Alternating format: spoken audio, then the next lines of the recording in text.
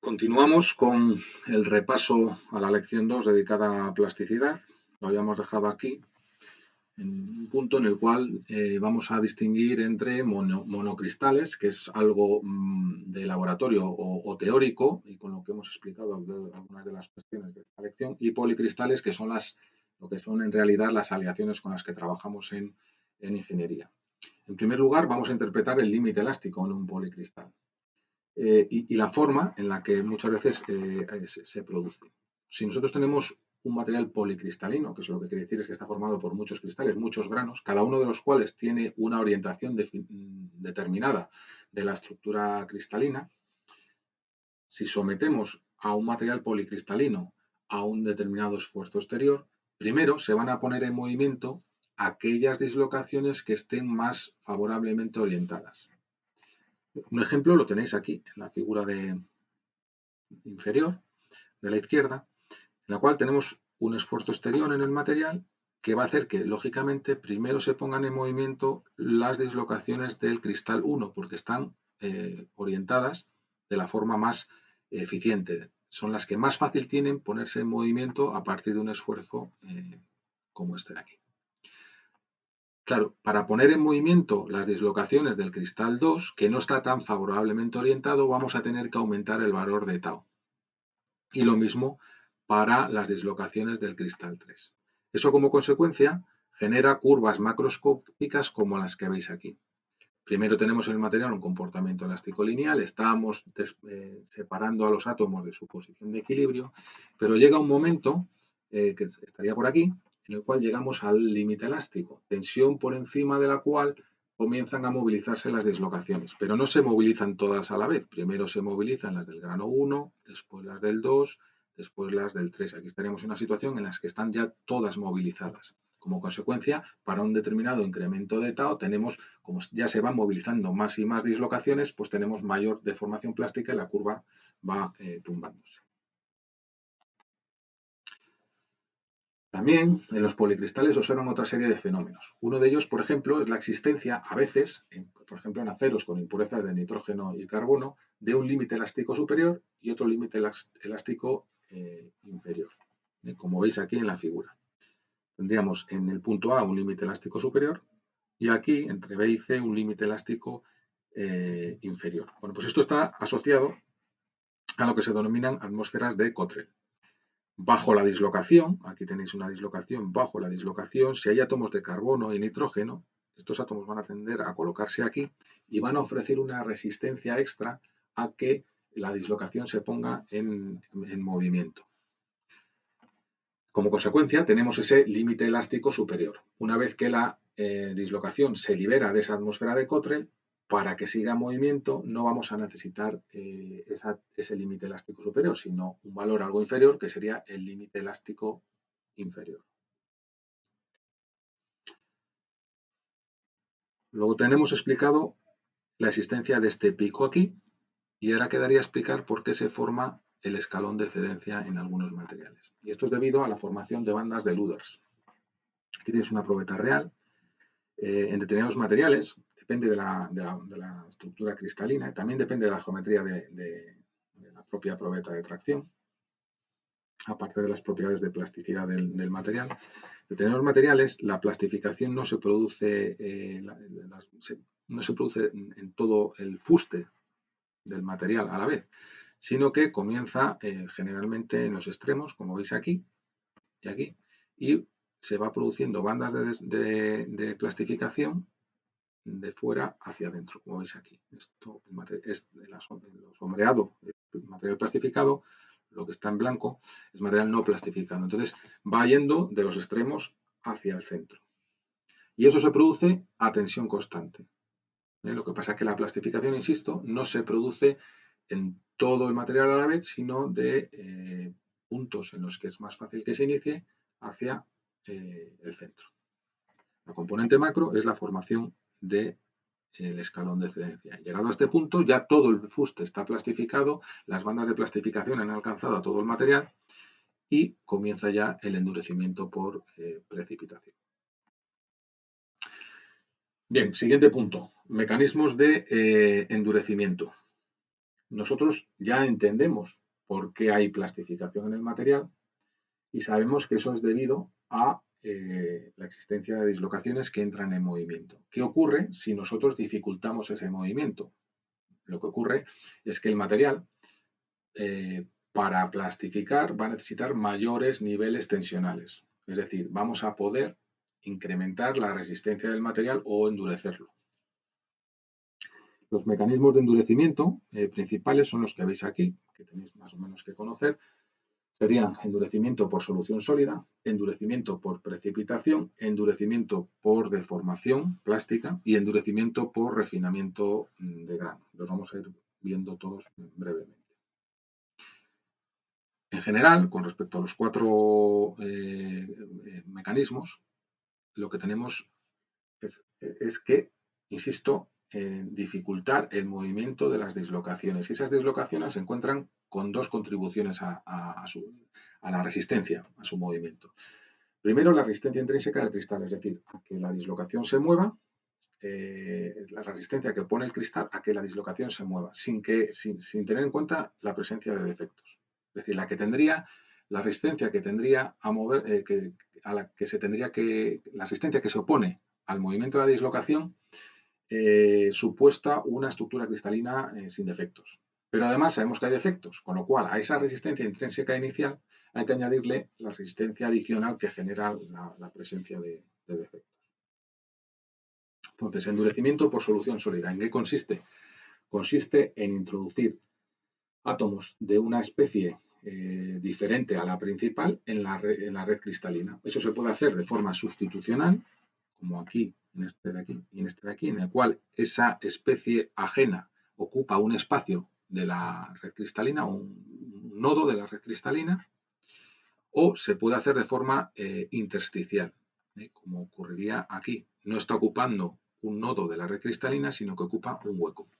En todo caso, cualquiera de estos átomos que se introducen en la red cristalina, lo que hacen es introducir tensiones adicionales de compresión o de tracción que como componente final tienen un mayor incremento de la resistencia a que las dislocaciones se pongan en movimiento cuando se encuentran con átomos de este tipo en su trayectoria.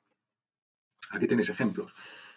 Los latones y los cuproníqueles. Veis aquí os está representando resistencia a tracción frente al contenido de zinc, 10, 20, 30, 40%, 0% de zinc, es decir, cobre puro. Y vemos cómo al aumentar el contenido de zinc, como átomo disuelto en la aleación de zinc, pues vemos cómo aumenta la resistencia a tracción. Lo mismo con respecto a la dureza e incluso con respecto a la ductilidad. Y en los cuproníqueles, pues lo mismo, aumentamos el contenido de níquel con respecto al cobre puro y aumenta la tensión de rotura y el límite elástico. Endurecimiento por precipitación. La idea es similar, es análoga, pero la escala es totalmente diferente. Si en el endurecimiento por solución sólida introducimos átomos que dificultan el movimiento de las dislocaciones, aquí incluimos precipitados, barreras a ese movimiento de las dislocaciones, pero con un tamaño, pues 3-4 órdenes de magnitud mayor. Entonces, esto se hace a través de tratamientos térmicos y haciendo uso de una herramienta que son los diagramas de fase que visteis en la lección, en la asignatura de materiales de construcción de primer curso. Un ejemplo sería, por ejemplo, el del aluminio cobre, pero vamos a verlo en un caso general. Necesitamos diagramas de fase de este tipo, en los que hay solubilidad parcial en estado sólido. Acordaos del concepto. Entonces, fijaos, la solubilidad de B en A esta temperatura T sub 0, pues alcanza este valor de aquí, de corte. Desde luego, esta cantidad C sub 0 es posible disolverla a esta temperatura. Pero a temperatura ambiente, la solubilidad es mucho menor. El punto de corte estaría por aquí. Entonces, ¿qué ocurre si nosotros llevamos el material a esta temperatura, disolvemos una cantidad C sub 0 que es posible disolver a esta temperatura, subimos a T sub 0, dejamos que se disuelva esa cantidad de material, que es posible, insisto, pero de repente, en vez de realizar un enfriamiento lento propio de este diagrama de fases, estos diagramas son diagramas de fase en equilibrio. Si hacemos un enfriamiento muy rápido, fuera del equilibrio, lo que vamos a hacer es tener a esta temperatura todo el, todo el contenido de B que teníamos aquí, porque no le ha dado tiempo a difundir,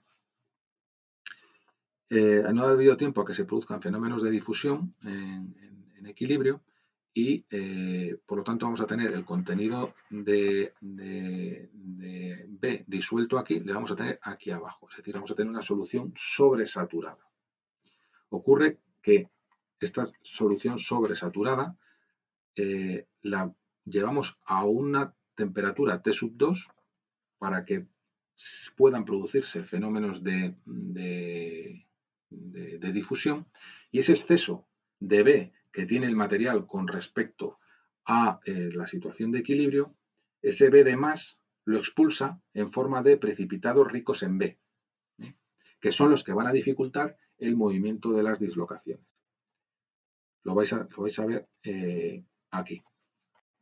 Llevamos al material a T sub 0, tenemos alfa con un contenido C sub 0 de B, enfriamos rápidamente, por lo tanto tenemos alfa sobresaturada en B, pero al llevarlo a T sub 2 permitimos que haya difusión y ese B de más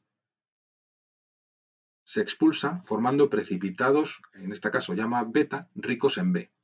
Y estos precipitados son aquellos con los cuales se van a encontrar las dislocaciones en su movimiento y que van a generar que ese movimiento sea cada vez más difícil y por lo tanto que endurezcan el material. Bueno, habíamos visto que había envejecimiento natural y envejecimiento artificial. El natural es el que se produce a temperatura ambiente, y un ejemplo es el aluminio con los duraluminios. Y también habíamos visto, y esto es una cuestión importante desde el punto de vista industrial, el fenómeno del sobreenvejecimiento. Si ese periodo de envejecimiento a T sub 2 dura demasiado, los precipitados que se forman ya no son buenos desde el punto de vista de la resistencia mecánica, ya no aumentan la resistencia mecánica, sino que no tienen las propiedades deseadas. Por ejemplo, pueden tener un tamaño demasiado grande y no pueden estar demasiado espaciados unos de otros. Y la componente final es que las propiedades mecánicas del material resultante pues disminuyen. Por lo tanto, hay que tener muy controlado dónde tenemos este máximo a partir del cual las propiedades disminuyen. Endurecimiento por deformación. Otra estrategia. Deformamos el material plásticamente de una manera importante, lo trabajamos en frío, que también se llama así, trabajo en frío. De hecho, el porcentaje de cold working, de trabajo en frío, sería el área inicial de la pieza menos el área final, entre el área inicial por 100. Entonces, al deformar plásticamente ese material de forma artificial, estamos introduciendo más y más dislocaciones. Y la componente final, bueno, pues es una mayor capacidad resistente del material en cuanto a límite elástico y tensión de rotura. Esto sí va en contra normalmente de la ductilidad y la resistencia a fractura del material, como os dice esta transparencia. Aquí tendríais cómo evoluciona con el trabajo en frío la curva de tracción de un material. Tenemos inicialmente propiedades, por ejemplo, un límite elástico bajo, esta tensión de rotura y una ductilidad importante, y al aumentar el porcentaje de trabajo en frío, la curva pues se convierte en esta que veis aquí, con un límite elástico mucho mayor, una capacidad de endurecimiento limitada, una tensión de rotura muy alta y una ductilidad también pues muy limitada.